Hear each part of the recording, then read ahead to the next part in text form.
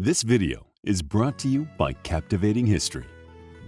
Between the 14th and early 20th centuries, the Ottoman Empire controlled much of southeastern Europe, Western Asia, and northern Africa. It ruled with a military force for nearly 600 years until World War I brought the empire to its knees. It wasn't until 1922 that the empire officially collapsed and the Republic of Turkey was formed in its stead. The Ottoman Empire's lack of modernization and poor education of its people were two of the primary reasons for the collapse. Still, the empire experienced many arts, culture, science, and religious accomplishments during its 600-year existence. During Europe's Renaissance of the 14th to 17th century, many European territories were thriving, with developments in arts, science, and political thinking. These new ideas would directly affect the later development of the Industrial Revolution throughout Europe. When the Ottoman Empire took over Constantinople in 1453, the scholars and artists fled to Europe, the majority settling in Italy. These refugees would bring their ideas, helping spark more Renaissance thinking in Europe, leaving the Ottoman Empire languishing in pre-Renaissance thinking. Trade between Europe and Asia passed through the Ottoman Empire, so naturally, it gained control of many major trade routes, bringing high taxes and helping finance the growing empire. Many European countries wanted to discover new routes. Finding alternative ways to trade and explore became vital. The Age of Exploration marked the first time that the European nations searched for and explored new routes.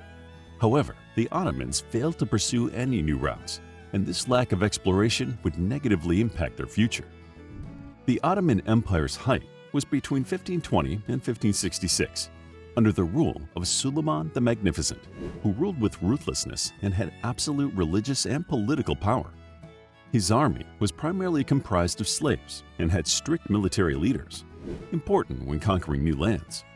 When Suleiman the Magnificent died, the Ottoman Empire began to shrink. In 1571, the Battle of Lepanto nearly destroyed the entire empire's navy, leaving it unable to defend its shores and waterways. In the early 1600s, the Ottomans had failed to compete with other flourishing countries, such as the newly discovered America, leading to a decline in trade and a weakened economy. Constantinople and other Ottoman cities were no longer hubs for trade, and in the late 16th century, the Dutch and British closed trade routes that passed through the Ottoman region. Inflation was high, and new precious metals were introduced, resulting in an imbalance of trade between the East and West. While Europe was moving from an agriculture-based economy to an industrial-based one, the Ottoman Empire stayed with farming and traditional trade. Favoring handcrafted guilds rather than fast production set the empire further behind than its European neighbors. Sultan Mahmud II tried to recover the failing empire through the military and tax collections. He also began building roads and repairing infrastructure in a bid to save his kingdom. Following his death, a collection of government-backed reforms with political, educational, and economic reforms were created, Tanzimat reforms of 1830 to 1870, in the hopes that modernization would save the empire. These Reformation policies were based on French systems and aimed at tackling commercial and criminal law. The Tanzimat reforms did help the Ottoman Empire move into the modern age, but unforeseen brewing wars would halt that progress. Tension throughout Europe was rising during the early 19th century, and the lack of industrialization and factories would lead to the empire's collapse. European countries of Britain, France, and Germany had steel and iron production, which allowed for railroads and other industrial goods to be created. The Ottoman Empire would resort to paying off loans with farmed goods rather than precious metals, furthering them into decline. With many Ottomans unaware of the internal issues that the empire was facing, most of the society believed that their kingdom was superior to other nations. They saw no need for change. They felt they were achieving the highest tier of society. In truth, the empire's size had been decreasing over centuries, losing key regions across Northern Europe and the Middle East. Following a series of Greek revolts from 1821 to 1829, the Ottoman Empire and Greece would enter an 8-year war. Greece received support from Britain, France, and Russia, while the Ottoman had support from Egypt. The war ended with Greece earning its freedom, and the Ottoman Empire lost a significant territory. The Ottomans had long-standing issues with Russia, with a series of conflicts between 1676 to 1877. Following the Russo-Turkish War in 1877, the Treaty of Berlin was drafted and created a new peace between the Ottoman Empire and Russia. The Ottoman Empire would lose significant territory, including Romania, Serbia, and Bulgaria. Following the Balkan Wars of 1912 to 1913, the Ottoman Empire lost nearly all of its European territory. This loss was a significant, massive defeat and signified the failure of the empire. When the First World War broke out in 1914, the Ottoman Empire would side with the Central Powers. Many historians agree this was the final event that led to its downfall. After the official start of the war, Enver Pasha, the Ottomans' Minister of War, would sign a secret treaty with the German Empire. Following the Balkan and Italo-Turkish War, the Ottoman Empire was left with depleted resources and soldiers. Signing a secret treaty with the Germans would help strengthen the weakened Ottomans, while also providing Germany with a land passage and warm water ports. Ottoman Sultan Mehmed V wanted the empire to remain neutral, but he had limited government power. His senior advisors would push him into these agreements. On August 2, 1914, this treaty was signed without a signature from Sultan Mehmed V, showing a stance of disagreement. On October 29, 1914, and at the orders of Enver Pasha, the Ottomans officially went to war, following their naval fleet bombarding Russian ports. While the Ottoman Empire fought alongside the Central Powers of Germany and Austria-Hungary, a more significant issue arose within the empire. In 1915, the leaders of the Ottoman Empire created a plan to kill any Armenians living in the empire.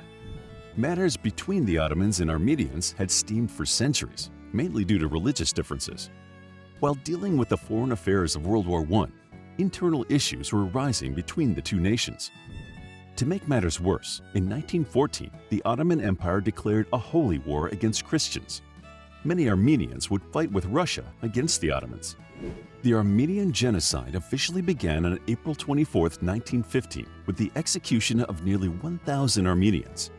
Between 1915 and 1922, over 1.5 million Armenians were killed. Before 1914, over 2 million Armenians lived in the Ottoman Empire. When the genocide ended, under 400,000 remained. Simultaneously, the Assyrian genocide occurred in the Ottoman Empire. About 750,000 Assyrians would die between 1914 and 1920. Around 750,000 Greeks living in the empire would be killed at the hands of the Young Turks.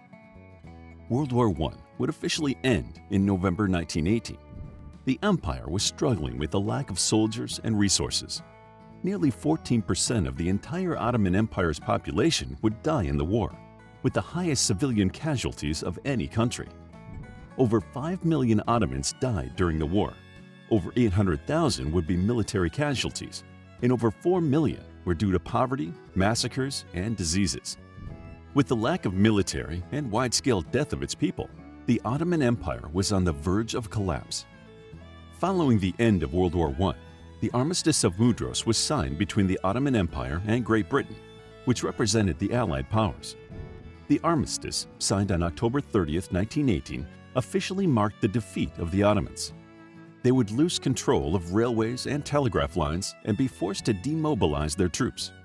More significantly, the Ottoman Empire would surrender their remaining territory in Syria and Palestine, furthering their land and resources deficit. The Ottoman Empire took its last unofficial breath with the overthrow of Sultan Mehmed VI Vahdettin. With the Turkish War of Independence from 1919 to 1923, the Ottoman Empire would officially fall. The Treaty of Lausanne, signed on October 29, 1923, reached the Republic of Turkey. This was exactly 9 years after the Ottoman Empire had entered World War I. Many historians question whether the Ottomans would have recovered and survived had they refused to enter the war. Still, the Ottoman Empire will be remembered as one of the most powerful empires in world history. To learn more about the Ottoman Empire, check out our book, The Ottoman Empire, a captivating guide to the rise and fall of the Turkish Empire and its control over much of Southeast Europe, Western Asia, and North Africa. It's available as an ebook, paperback, and audiobook. Also, grab your free Mythology Bundle ebook for free while still available. All links are in the description. If you enjoyed the video, please hit the like button and subscribe for more videos like this.